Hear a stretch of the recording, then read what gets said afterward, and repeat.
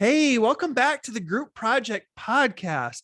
This is episode number 95, and I am joined today by Stacey Green. Stacey, welcome to the show.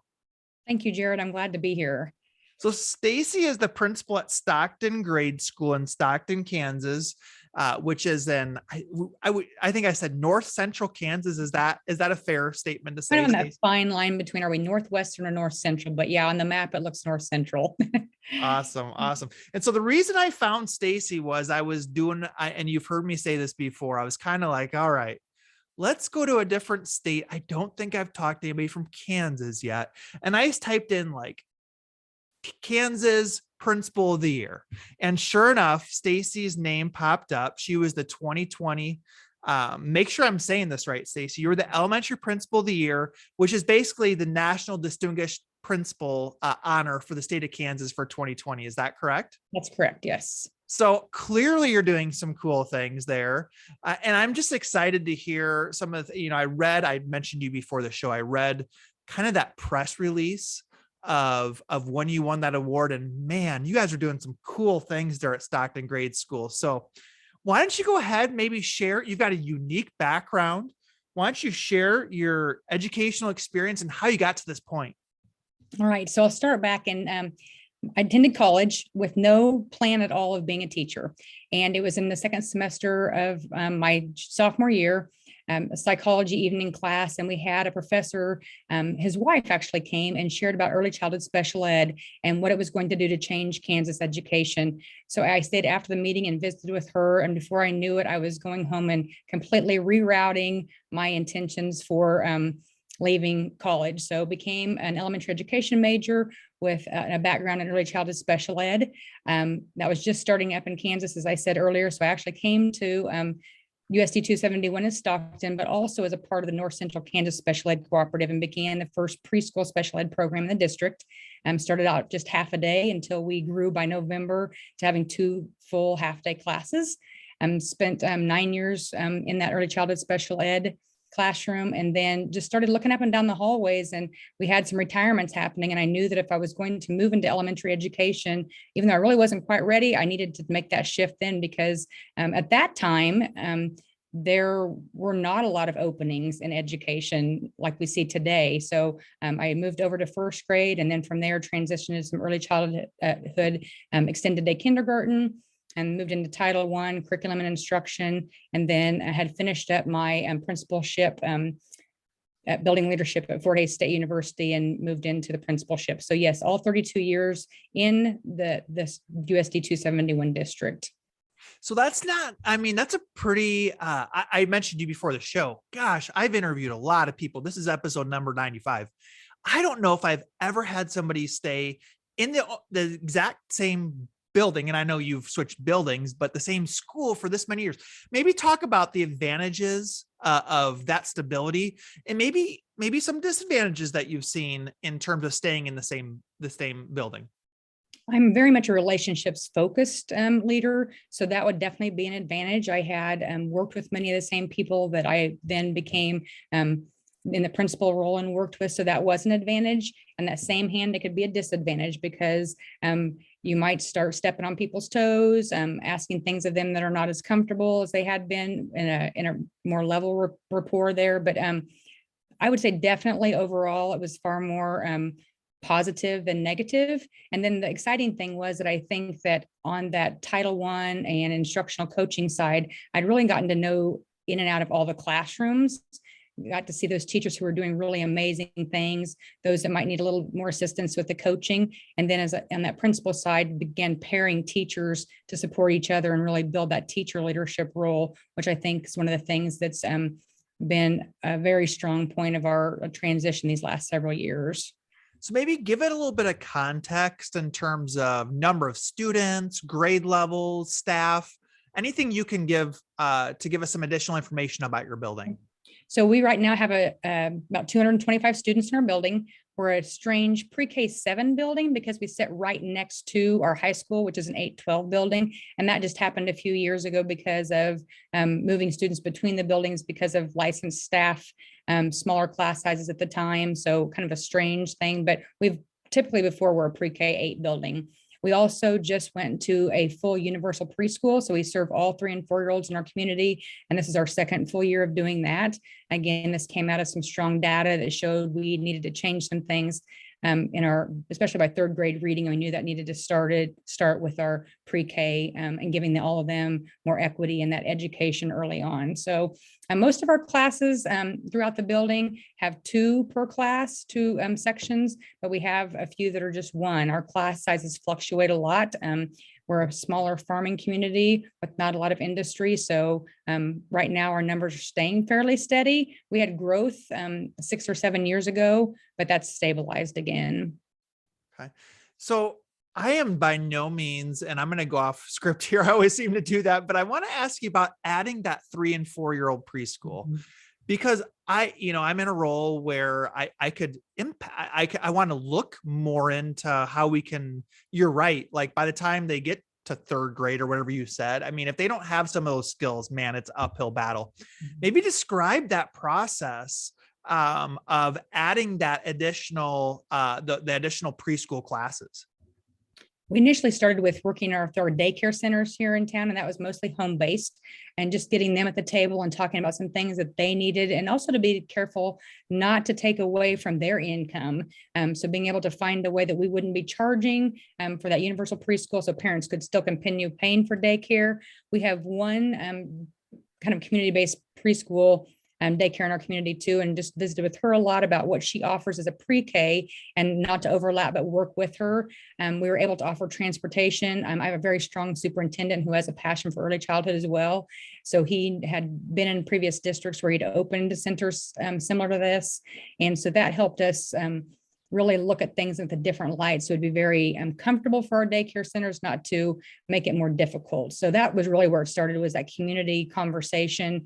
And we also surveyed not only our incoming 3 and 4-year-olds, we wanted to ask our community, do we have a need? And that was very much, I don't remember the data right now, but very much our community said this was something that they wish they would have had for their children, or see that as something important for their grandchildren, or again, the parents serving those, the parents of the 3 and 4-year-olds now that we are serving definitely called it a need for us. So that's where we started. And then just let it roll from there. We were able to hire another preschool teacher, another instructional aide. So we serve 2 classrooms with 3-year-olds in the morning and 4-year-olds in the afternoon.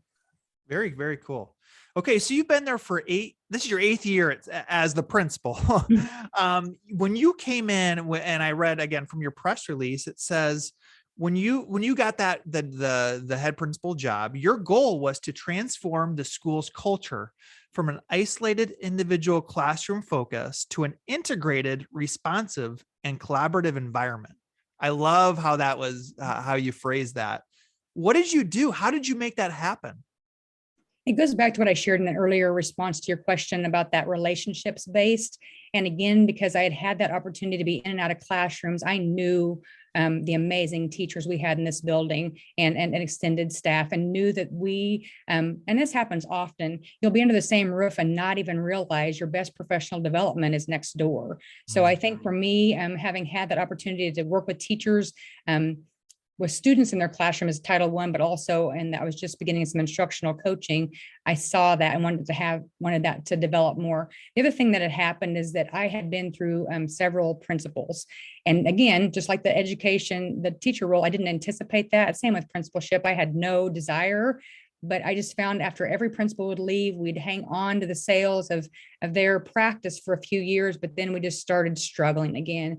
And I wanted to get to a place with the culture that when I walked out the door, my leadership would be gone, but that everything that was in place with that culture would continue happening because of the teacher leadership that's driving what's the most important part of our building, and knowing where our goals are, the strategies that we've embedded into our daily practice through the vision, and just being able to know that that culture sustains who I am as a leader.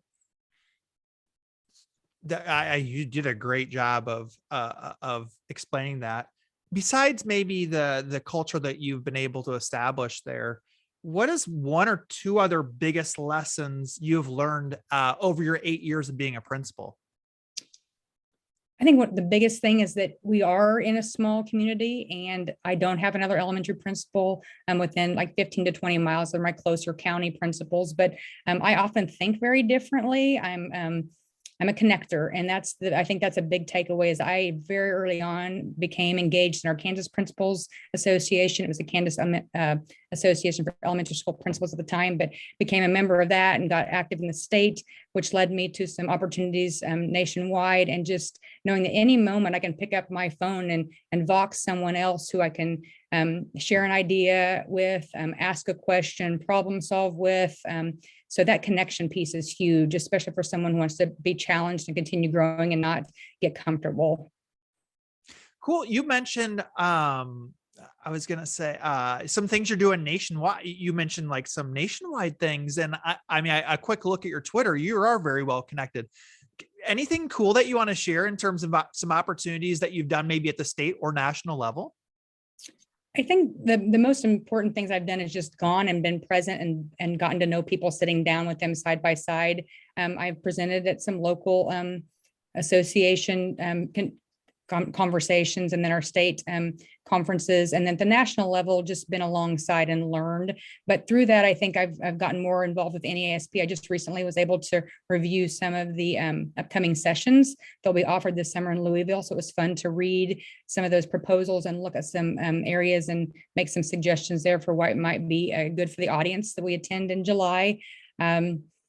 And just being able to read the principal magazine that comes out. They often ask questions, being able to share my thoughts on those. So I think it's just a variety of levels of what I get engaged in, and just to keep connected at that state level as well, which also led me over to our state. We have what's called United School Administrators Association, which is, and the Kansas Principals umbrella under that. And I now moved over to that organization as a board member. So being able to see even the broader picture of administrators across our state, not just at the principal level. And that's been good. Cool. Very cool. Very cool. I'm at the Kansas administrators website right now, just checking things out. Kansas Principals Association. They got some cool stuff there. Very, very cool. Hey, what is a normal, and I always ask this question, people laugh because it's like, what's a normal day in school administration? But can you describe, is there any normalcy to your day? Do you have a normal routine for most days? For the most part, it starts out being pretty normal, and then you never know what's going to happen, as you shared there. But I typically arrive about 30 minutes before a lot of our staff, just that quiet of the building. I have also always been, even prior to the pandemic, I'm at the front door. Now it consists of doing some hand sanitizing, but I've always been a front door, front porch principal.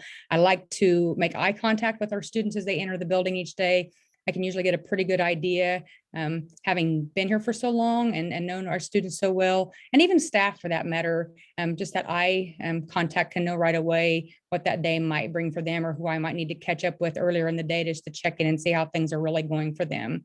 So that part of the day is pretty normal. Once students get in the classrooms, it's my goal to get to every classroom every day. That doesn't always happen, but it is a goal. And I'm okay if I have to fall short, but I like to have that goal before me as I start each day, because I feel like if I'm not in the classrooms and don't have an idea what's going on there, it's going to be very hard for me to lead and support staff if I've not been in and amongst them and brushing the shoulders with the kids throughout the day.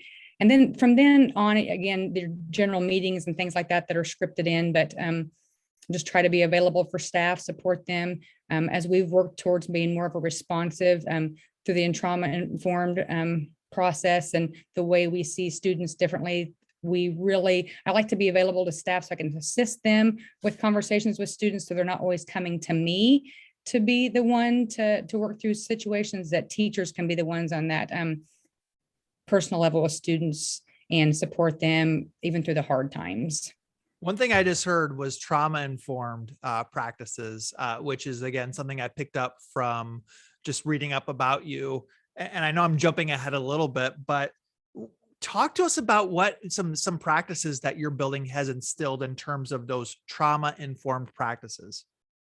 I'm going to back up to 2017, and the end of that school year, we really just had seen an increase in discipline. We'd seen a number of students who were moving in and out of our district, which was not something that happened here prior. Had been a pretty steady enrollment with not a lot of kids coming and going. And we started seeing more of that. And we just felt like as a staff, overall, our culture was shifting a little bit, and we wanted to be more prepared for that. So as we moved into the 2017-18 year, we worked with a consortium here in Kansas called ESDAC.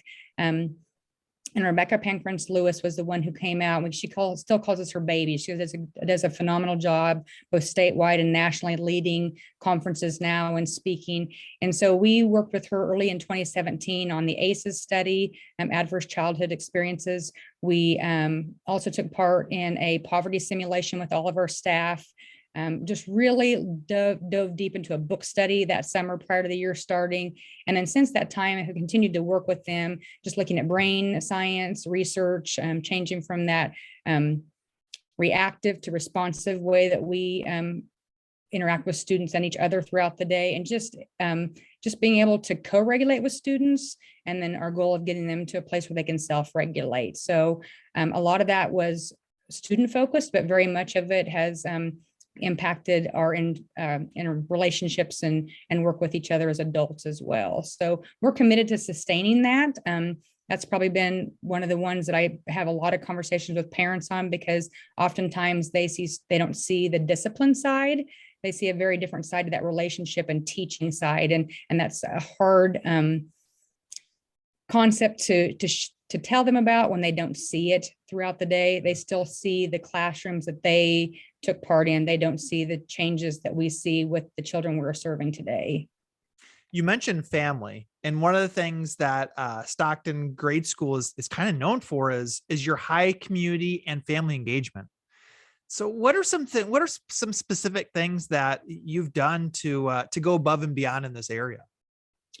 I don't know how to fit this in here, but also in that 2017 year, 2018, we were one of Kansas's Mercury 7 schools to begin the redesign process. And there were 7 districts at the time. And through that process of vision, working on our core values, setting goals, strategies, a lot of work in those first couple of years, especially. One of the key areas was that family engagement, civic engagement piece. And that all comes back to our Kansas Commissioner, Randy Watson, and Brad Neuenschwander going out of Kansas and asking at over 50 stops, what do we need from our graduates? What do you need for that post-secondary student that's 2 years out from high school to be a contributor to not only your work in the business field, but also in our communities? And so we knew that was very important. So we've done a variety of things. We meet as communities, which is kind of a family structure in our building, pre-K through 7 mixed age groups with 2 adults every day for 30 minutes. And from that, we, for this year, they've paired up with our Solomon Valley Manor, which happens to be our nursing home here in town. So they interact with small group here with one of the residents there, sending them notes, well wishes, maybe artwork for their door. So that's a civic engagement piece we do. We recently got a grant. We were able to plant flowers in our pots up and down Main Street and bring some beautification. So much of our community gives to us. We're always going to them to give us donations and things. So this is a way we can give back to them. So artwork downtown, story walks on Main Street, and with the books pages taped to their windows, so parents are encouraged to be down in our community as well. Putting up the flag every morning. We have a class that does that. So that's civic responsibility as well. So a lot of things. I'm just brushing on the surface right now with a few things we've done this year. As we went into our redesign, we really wanted that stakeholder of community and parents voice. So we met monthly at that time in roundtable discussions, kind of used a parent camp model and had those monthly meetings that went to quarterly. And then from that's kind of when things shifted with the pandemic. So we didn't meet as regularly with them. But then from that led to some quarterly family engagements. Our one this fall was at our city park that's just nearby here. And we were able to do some yoga with the kids and parents, read stories with them, art and music. So just anything we can do to engage them and continue bridging that homeschool connection is super important to us.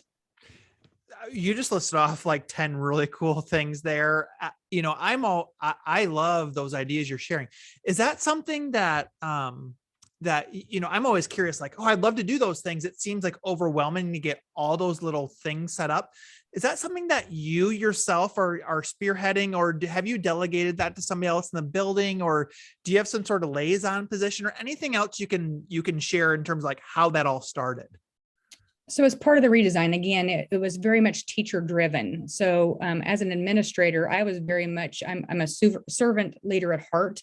So I'm one of those, I will support you, I will help you. So I shifted back a little bit with that and was just more of a visitor to their research teams. They were the ones researching on what needed to happen to change the culture. They were the ones researching what it was going to be to change the data that we were getting on our students' reading levels, all the engagement pieces. So from that research, the teachers were the ones that set the goals, set the strategies, and I came alongside. So these are coming out of, I had 2 co-pilots along in that process, and they are very much hold the accountability to the rest of our staff. And then from there, I am just a very much go for it. If a teacher brings me an idea, hey, I want to try this. Yes. What can I do to support you? And again, part of that culture, we're still not where we need to be yet, but fear of failure is okay. If we try this once and it does not go well, that doesn't mean that it was a terrible bad thing. It just means maybe it wasn't the right time, or maybe we did tweak something a little bit to make it fit for what is going to happen. Maybe not as broad a picture as we started up front, but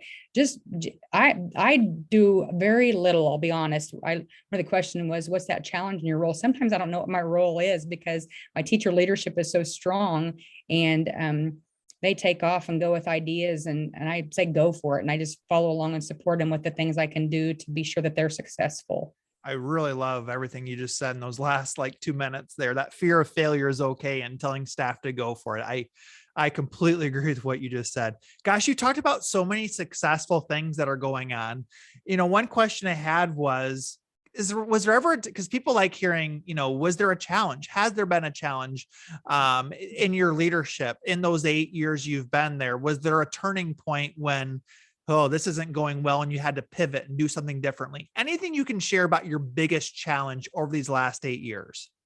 So I talked a lot about that 2017-28 school year and 2018 school year. And actually it was the spring of 2018 that I'd seen an opportunity for some leadership coaching. And I'd contacted again, it was the ESDAC, the group I mentioned earlier. They host Inspired Leadership group out of their umbrella.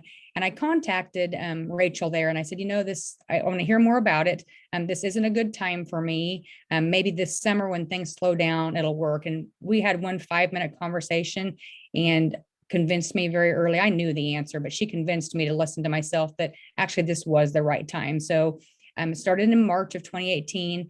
We had gone really hard that 2017-18 school year with the research. We had some changes happening with some district leadership. Things were just hard. I was burning the candle at both ends, just not spending time at home, being fully present. So I learned to shut my office door and spend an hour a week with her, just really challenging me to lead at a different level. And inspired leadership, again, that's another whole hour conversation we could have, but where your best leadership comes from and where we default to when things get tough. And so I just really learned to ask questions better, to delegate more, to do less of the work so that I could be sustained and be here today in 2021. Mm-hmm. So that was a hard year. Yeah. What was the name of the group? You mentioned it a couple times, the group. And I was trying to say that again. Inspired Leadership. Yeah. So, okay. Tell me, I know you mentioned that earlier. Share that with us again. What is that? It's through ESDAC, ESSDACK. They're in the Hutchinson, Kansas area. Okay. And then since that time, again, they just offer a lot that we're able to, and we took our staff then through the Energy Leadership Index so they could find out what level they lead from and which one they default to. So we were able to use that after I had success. Personally, I wanted to share that with our staff. So they were each able to complete that. And then we had a couple of follow-up meetings with them, supporting us as we made change as a district, a system-wide change as well. And then since that time, I was able to pick back up another small group coaching with her. It's called the 7th Level Leader. And again, that was just another great way for me to tap in to my continued growth so I can be supportive of our staff here. I think that's the biggest thing with principals. Sometimes we don't get the professional development we need. We have to go seek that out and look very intentionally. It's not going to come to us. Love that. Okay. What about one?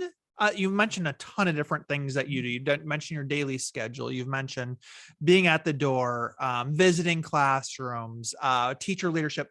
What is one other professional practice you use in your role that you would recommend to others? I have it right here beside me. It's part of the Principal Center and Justin Bader's work. And I am a note keeper. I can do a lot on technology, but I've got to have that paper pencil. So I start out every morning with my daily gratitude when I arrive at the office and write down those things I'm grateful for. I have a list of those essential things I need to get done through the day, but then I also have his second list that's a little bit longer. It's a 2-week vision list for those bigger projects. If I'm working on a grant or something, I can kind of break that out so it's more manageable. And then there's just an agenda for my day. And I start off at least knowing, and my secretary knows what's scripted out to start the day, but then what I can do to support staff and students through all those gaps the rest of the day. So that part's, I hang on tight to this piece that at least gives me some kind of structure when I don't know what's going to happen. Let's back up to those daily gratitudes. We've talked about that a lot on this show, but it's been a few episodes. What you start off with that? It sounds like, why do you find that to be so valuable? Our world can be very negative, and if you allow yourself to hear that chatter all day long, you're going to live there. So for me, it's being very intentional to look for those things that bring me joy, that I'm grateful for. And if I can start off with that, my day just goes so much better. And I can be more intentional to help others find out that throughout their day as well. Love that. Love that. Okay. And you mentioned the biggest challenge in your role, and you said anything else you want to add? Because you did talk about like not exactly knowing what my role is sometimes. Is there anything else you want to add or anything else you want to share?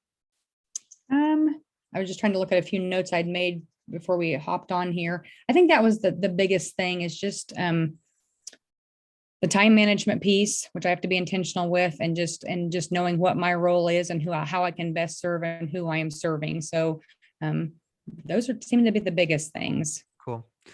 All right. Hey, this is episode number 95. I'm with Stacey Green, who is the principal at Stockton Grade School in Stockton, Kansas. She was the 2020 National Distinguished Principal of the Year from Kansas. She's doing some really, really cool things there in her building and in her community there. So, hey, we're going to shift gears a little bit here. We're going to ask you, we always kind of do some quick hitter questions. So, hey, if we're visiting, if we're coming down to Stockton, where's one place we just got to check out?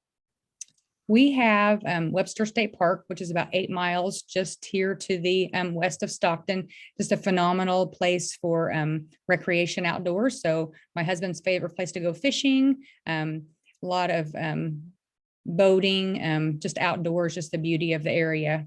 Well kept secret. So you mentioned your husband. I guess I should have asked you earlier. Tell us about your family. My husband and I have been married also just the 32 years. We were married in June before I started here in August. And we have 2 children. Our daughter, Audrey, lives about 40 miles from here, and she is married and blessed us with a granddaughter. We're just about to celebrate her first birthday here in December.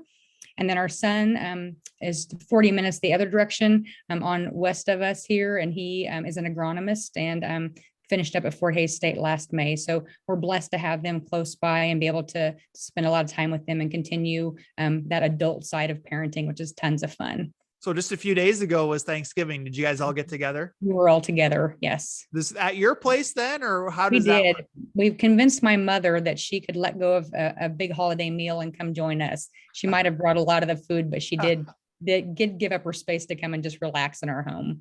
And is there at the Thanksgiving dinner, is there one unique thing that you guys always have that you want to share?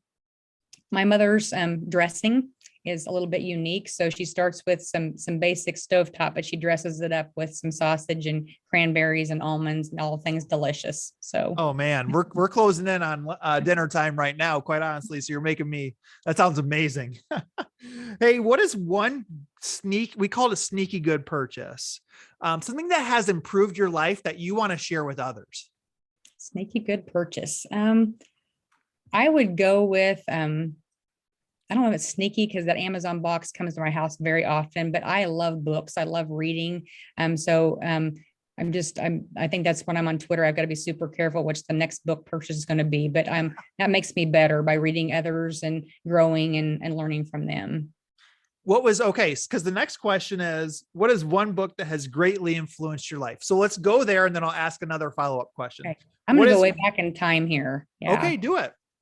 The Purpose Driven Life was the book that was written several years ago. I just dropped his name, Saddleback Church out of California. And that was a book that really restructured, probably at a place in my life where I needed to be grounded more and not worry about what others were doing, but really to look at what was happening in my own heart and in my own home and what my vision was in working with youth. So my husband and I, and a very good friend of mine and her husband, worked with youth in our church and community for about 15 years. And that was a game changer for us. So had a lot of lives changed at that time and a lot of great family friends that we've established through that work. So it sounds like you've had a couple different like big turning points in your life. You mentioned like that 2018 school year. Now it sounds like this was another, maybe a while ago, another kind of turning point that you had. So is it Rick Warren? Am I in the right book here? Thank you. I can't believe I forgot his name. Okay. Yes. It's okay. Yes. I mean, gosh, yeah. I feel like I've heard this before. And I mean, if ratings are any indication, it's got 11,000 reviews. So it's a pretty popular book. So my other question was, okay, so let's go back to the Amazon, the books, what is the most recent and I'm putting on the spot, but what was the most recent book purchase you made? Most recent was Mastermind by Danny Bauer. Okay. Now, have you dug into it yet, or is it kind of just waiting? Just started this Thanksgiving break. Yeah, just got started looking at that because that's something that I hope to have happen in our building this next semester, set up a mastermind with some of our staff who would like to try something a little different in the way of some leadership growth. Explain. Hey, let's keep going with this. What is this vision you have for this mastermind program with your staff?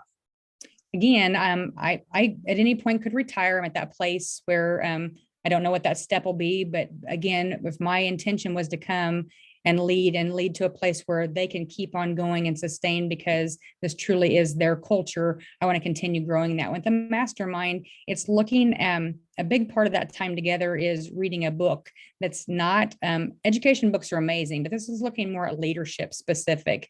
And so I just want to be able to instill in them some more leadership capabilities that they have within them to continue leading. And then just to draw on the great ideas that they have for each other, share tips, share ideas, and be able to support each other in a different way.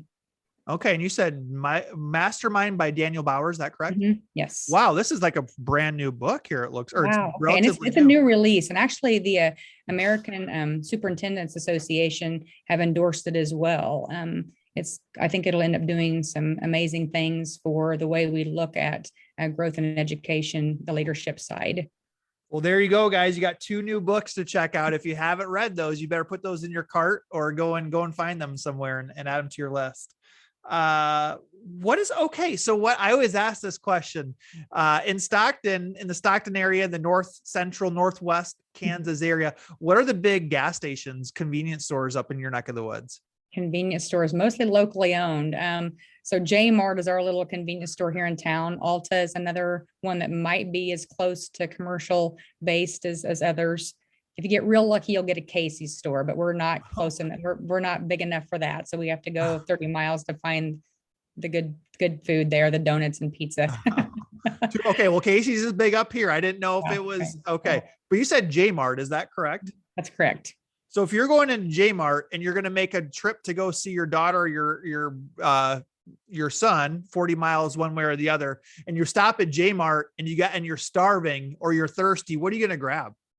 Okay, Jared, this is really embarrassing, but my staff do this. Like if they know I'm having one of those days, I'll walk into my office and I'll have a Diet Coke from the fountain and a chocolate chip cookie. That's the way to my heart. And my staff know me really well. So I can always tell even if I've tried to fake it till I can make it, I'm going to stop in and see them leaving this or on my desk for me. So chocolate chip cookie, does J Mart have some like fresh chocolate chip cookies, or is it in a package, or what is it? No, they're fresh. They make them. They have a hot stuffed pizza. So they bake the cookies there as well. Nice. All right, there you go. There's the key to your heart right there, is that warm chocolate chip cookie. That sounds awesome. That sounds really good right now. We're talking way too much about food. It's not helping out. Hey, I always ask this question. I don't know what I'm going to get out of you, but I'll ask it. Can you recall a job you applied for but did not get? Does that fit you at all? Or when I read this, my first thing that came to my mind, I'll share. It was junior high girls basketball coach here in our district. And what a blessing to not get that job. I was a little miffed at the time, I'll be honest. They ended up hiring somebody from our community, one of the Rule 10 coaches who did a fabulous job, but might be a blessing in disguise that I didn't get that. Okay, well, usually when I talk to people, they've got something in their administrative background where they can share, I applied for this assistant principal job, didn't get it, this principal job, but okay. Hey, even though it sounds like it was a blessing in disguise that it all worked out in the end. Any other, we've talked a little bit about some of your biggest challenges. Can you pinpoint any other favorite failure that has really helped you make a pivot in your life? You've already mentioned a couple. Is there one other story you can share? Big pivot. I think for me, honestly, at the time, and just some reflection as I came into this time with you, is that early childhood special ed holds a special place in my heart and still does today. And I think that it really wasn't a failure at the time, but it was really hard to leave some families who I had been servicing and getting their children off to a solid start, maybe some early diagnoses with families that were really hard for them to receive, and to walk away from that position at the time and to move into regular education. There are still times my heart goes back to that might be a place for me, even maybe possibly to finish in some way, shape, or form. Who knows? So let's keep going there. You mentioned you could retire at any time. You mentioned you're kind of building the leadership. What do you see some sort of encore once you're done with this principal stuff? You mentioned just a little bit about the special ed. Any other grand ideas or plans you have in your mind? Nothing grand at this point, but I'm just keeping my mind open. And I think that's where like the books like Mastermind or that purpose-driven life, anything that I may never know what's available right now. So just seeking and keeping an open mind to what may come my way that's at the right time for my family and for me and for the district. You mentioned reflection a few minutes ago. I feel like you're the type who really thinks about your daily practices. And you've mentioned a couple things about your scheduling in the mornings, your list. Any other tip for being productive? And I close my day that way as well. As before I walk out of the office, I sit down with that planner and do just a reflection on what my gratitude was that morning. Write down some things that I need to get started with the next day. Have an idea what my schedule looks like, and then I also something just developed this year. I have always done a week at a glance for my staff, just letting them know what things are coming up that next week. And then at the bottom of that, it's just a document. Usually share with them something I've been reading, something that goes along with what our theme is for the year, that fits to our strategies. But since that time, I've started just doing a daily email for them, where it just includes some type of a positive reminder, a positive intent, and then also giving them my schedule so they have a better idea of when I'm not available or when they might need to lean on someone else to support them throughout the day. So again, that's that closure as I head off. The other thing I'm trying really hard to do that again came out of some Danny Bauer work is that deep work. That is probably the hardest. That's another kind of failure area for me. Like when a grant comes up or something big with a report, and just finding that time to do that deeper work instead of minutes here and there, just finding a way to build that into my week as well. When you start talking deep work, you're speaking my language. There's an author named Cal Newport who's big about, and you're nodding your head, yes. That's big on, he's one of the key people on deep work. And you're selling me on this Bauer guy here with this mastermind stuff, because you're talking about some of the topics I love to learn about. So completely agree with you. And I love that closure. And I know Cal Newport's big on closure too. He's talked about that a little bit, as actually having that closure helps you disconnect and be ready for the night and focus on the family or focus on the husband or whatever it might be. So very, very cool. Hey, we've covered a lot of stuff, some really, really cool ideas. Is there anything, I think we talked about, well, let me ask you this one big goal. I asked you about your future stuff. Is there any other big goal right now that you're working on? I am. I'm working on some, just again, more of that professional growth. Our Kansas Principal Association with United School Administrators has an Elevate Leadership component this year, where we've had an opportunity for principals across the state. We know that in order to change what's happening in our building is going to start with that leadership role. So we are meeting monthly 4 of those, I believe, have been in person or will be in person, and 4 Zooms in between. But looking at that elevate leadership and really looking at what we can do to change the direction and momentum of leadership. And then from that, I also took part in a survey called Building Ranks 360. And my staff actually did the survey and completed it, as well as my supervisor. And then from that, focused in on an area of growth that we both agreed on, and I'm working on equity. So on top of the Elevate Leadership monthly meetings, I'm also working on some side work with some leaders across the state on the equity piece. I feel like you're involved in a lot of strategic leadership building projects, which is really cool to hear about. That, I mean, I've talked to a lot of different people, like I've said, and I mean, I would say you've listed off a few different things that are really, you're really pushing yourself to do as much as you, to make as big as impact as you can on other leaders and on yourself. So that's really, really cool. Hey, is there we talked about a lot of stuff. Is there anything that we didn't get to that you want to make sure that you brought up?